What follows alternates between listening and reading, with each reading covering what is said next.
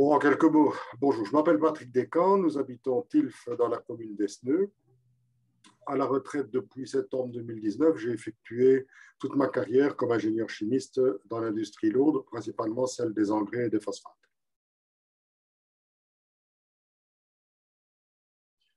Alors, nous avons toujours eu un potager et des terrains de grande surface. Nous avons été confrontés en permanence avec la génération de déchets verts et bruns. Nous avions un compost, mais géré, je vais dire, de manière intuitive. De plus, voir les quantités incroyables de déchets verts et bruns importés au parc à conteneurs nous a fortement interpellés. Nous ne sommes pas favorables non plus aux pelouses parfaites qui ressemblent plus à des cimetières militaires qu'autre chose. Donc, lorsque nous avons été prévenus de cette formation, nous avons tout de suite été séduits dans le but d'améliorer notre situation et celle d'autres personnes par un acquis de connaissances nouvelles sur ces sujets et finalement mal connus. Est-ce que vous avez changé quelque chose dans vos pratiques après la formation? Alors, je compare le compostage et le paillage à de la cuisine. Pour réussir, il faut de la rigueur, une bonne recette, les bons ingrédients et du temps. Suite aux exposés, visites, actions du groupe, j'ai mis en application du mieux possible les enseignements reçus pour constater un certain succès après un an. J'en suis arrivé à ne plus acheter de terreau puisque je sais produire les quantités nécessaires d'un substrat de meilleure qualité que celui du commerce. Il faut néanmoins être prévoyant et stocker les déchets bruns pour en avoir toujours à disposition. Dans un seau de 20 litres, nous mettons les déchets verts et bruns en alternant les couches qui restent fines, le tout en petits morceaux. Lorsque le seau est plein, et cela va assez vite, il faut compter 3 jours, 4 jours, je le déverse dans un compost en tas qui est régulièrement humidifié, aéré et retourné. Autre changement, le tamisage. J'ai bricolé 2 tamis, un à grande maille et un à petite maille, 1 cm, pour obtenir un terreau fin. Les refus du tamis sont recyclés au compost. Et donc, avant le système que tu m'expliques là, vous faisiez comment alors? Je le mettais en tas, je ne l'aérais pas, je mettais de temps en temps du brun, de temps en temps du vert, etc., mais jamais suivant la méthodologie qu'on nous a apprise. Bon, ça se dégradait, ça sentait de temps en temps mauvais. Je mettais aussi à un moment donné des herbes de thon, enfin ça, j'ai rapidement arrêté parce que ça restait en paquet, etc. Donc, c'était un peu du tout et n'importe quoi, mais bon, après un certain temps, ça se décomposait quand même. Ça n'avait rien à voir avec ce qu'on fait maintenant. Donc, la technique qui nous a été enseignée, pour moi, est efficace, mais il faut suivre les règles. Je m'en sers pour faire mes semis. Je le mélange à 1/3 de sable blanc pour l'alléger.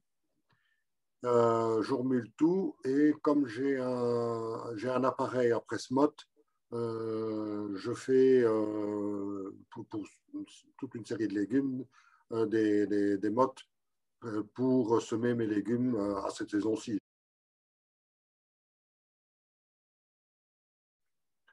Alors, ce qui m'a plu particulièrement au niveau de la formation, d'abord la qualité des exposés et leur richesse. Le sujet est beaucoup plus vaste et complexe que je ne le croyais. Bon, compost, on voyait ça de loin, oui, ok, tant mieux. Voilà. La deuxième chose qui m'a plu dans la formation, c'est l'implication des formateurs. Je dois dire que vous êtes très qualifiés et absolument convaincus. Vous arrivez à transmettre votre passion. Alors, le groupe, la formation nous a permis de rencontrer de nouvelles personnes, de partager nos expériences, nos idées. Et il est apparu une certaine cohésion dans ce groupe qui, malgré la Covid, a toujours gardé des contacts. La découverte du centre Jean-Pin, incontournable. J'y retournerai en famille ou avec différentes personnes, mais j'y retournerai. Alors, un point qui était très positif aussi, c'est la communication avec la commune et Intradel. Le climat est excellent. Bon, alors, je ne vais pas faire des discours avec des grandes phrases bateau sur le sujet, hein, ce n'est pas nécessaire. On ne s'improvise pas guide composteur, cela s'apprend et cela se travaille. Il faut bien se dire que plus la démarche et la démultiplication se feront, et meilleur ce sera pour l'environnement. Ça, on peut faire. Alors, découverte d'autres techniques, d'autres manières de fonctionner. Il faut se remettre en question sur certains sujets. Ça, c'est fondamental, parce qu'il ne faut pas arriver avec ces idées préconçues. Alors, le réchauffement climatique est une réalité. Le compostage-paillage aide à s'en accommoder. Je crois qu'il ne faut pas tout rejeter dans la culture traditionnelle. Il faut, selon moi, combiner les deux techniques le plus intelligemment possible et en réfléchissant à long terme. Moi, je crois que la formation aide dans ce sens.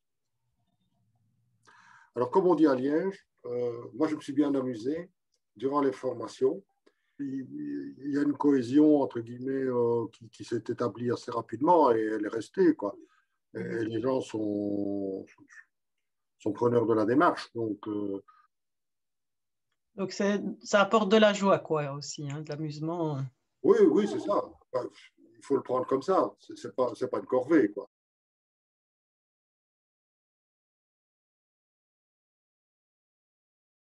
D'abord, nous avons 6 enfants, donc je n'ai pas eu trop de mal à convaincre ceux pour qui c'était possible. Donc voilà, parce qu'il y en a qui ne sauraient pas de par les surfaces de jardin, etc. Et puis j'ai démarré chez un ami un compost de 500 litres en juin de l'année dernière. Et ce compost maintenant a une énorme colonie de vers rouges et mon copain continue la démarche. Il a eu de très bons résultats parce que je lui ai dit, tu vas vérifier. Donc on l'a fait en juin, les conditions étaient bonnes. Il ne savait pas qu'il fallait humidifier, qu'il fallait aérer, etc. Enfin, soit. Donc ça, je lui ai expliqué. Hein. On l'a fait ensemble. Et alors, je lui ai dit, tu vas voir dans 2-3 jours, tu vas voir une élévation de température. Ce qu'il a constaté. Alors lui, il est dans les... Ici, nous, c'est une région fort boisée. Donc, il avait comment je vais dire, des tas de branches. J'ai pris mon petit broyeur, on les a broyés et on a démarré le compost avec ça. Et ici, il y a 2 semaines, il avait eu, avec les tempêtes, un gros hêtre qui s'était abattu. On a produit 5 mètres cubes de broyat. Là, on a loué un broyeur industriel, quoi, parce que c'était pas... donc, lui, il a du stock en bras, il est garanti pour pas mal de temps. Deuxième chose, il a bien vu le volume qui commençait à diminuer. Il a continué à ajouter. Et quand je suis allé il y a 3 semaines pour broyer les branches, eh bien, pour moi, il peut démouler et il aura 250 litres de compost. Dans les discussions de quartier, j'ai fait une publicité sur le sujet. Certains sont intéressés et seront présents à la réunion samedi ou mardi prochain. Et alors, ce que j'ai fait, j'ai distribué autour de moi des plants de tomates que j'avais générés dans le terreau de compost. C'est plus parlant que beaucoup de discours. Alors, il faut quand même faire une constatation, c'est que les gens qui font des tas dans le fond de leur propriété, il ne faut pas essayer de les convaincre s'ils restent retranchés dans cette idée, ça c'est peine perdue. Et c'est idem pour ceux qui ne veulent entendre parler que de recyparc et de poubelles vertes. Il y en a, ils ne voient absolument pas l'utilité, ils sont butés, bornés, etc. Enfin, ça. Donc ça, c'est un conseil que je donne aux futurs guides composteurs. Ça ne sert à rien de vouloir convaincre à tout prix. Il faut que les personnes adhèrent dès le départ à la démarche pour que ce soit efficace. Donc voilà. Alors en plus, j'ai fait une intervention dans la commune. Un restaurant de la commune la commune avait reçu une plainte contre un restaurant qui jetait ses déchets en tas sur un terrain adjacent. D'accord. Oui, oui. Inutile de dire que ça ne sentait pas très bon et un des voisins s'est plaint. Alors, j'ai été contacté par la commune, je me suis rendu chez le restaurateur et je lui ai expliqué comment résoudre ce problème d'odeur. Donc, c'était très facile puisqu'il ne mettait que du verre, donc il n'y avait pas photo. Et il faut dire que le voisin en question, c'était plutôt une pelouse nickel avec des petits tuyas, pas une mauvaise herbe, etc. Donc ça le dérangeait et je peux un peu le comprendre. Alors, donc je lui ai dit, mais voilà, justement, il avait une source de déchets bruns, ce monsieur. Donc, moi, je lui ai donné la recette. Après, il la met en application, il n'avait pas d'application. Je ne suis pas retourné vérifier si ça avait été, mais je n'ai plus entendu parler de ce restaurant. Et c'est la commune, en fait, qui t'avait mis en contact ou? Oui, Mhm. C'est donc chouette.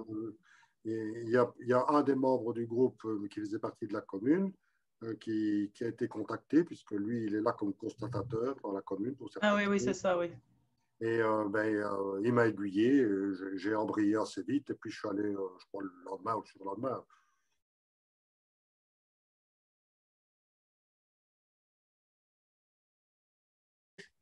Moi, je me suis bien amusé durant les formations et lors de l'élaboration du montage diapo qui sera présenté aux habitants de la commune. On va également tourner une petite vidéo de démonstration qui sera diffusée lors de la remise des composteurs. Voilà, donc nous ici, le but aussi, c'est le 10 avril, nous irions où nous avons fait la première démonstration de compost à Montfort, près d'une école. Mhm, mhm. Et alors, on ferait une vidéo. Philippe Huc, c'est quand même un professionnel de la photo, donc je lui ai demandé une vidéo pour qui expliquerait le démarrage d'un composteur. Et cette vidéo, normalement, le 24 avril, lors de la distribution des composteurs, serait diffusée en boucle à l'escale pour que les gens aient une info, entre guillemets, visuelle plutôt qu'orale. Chouette.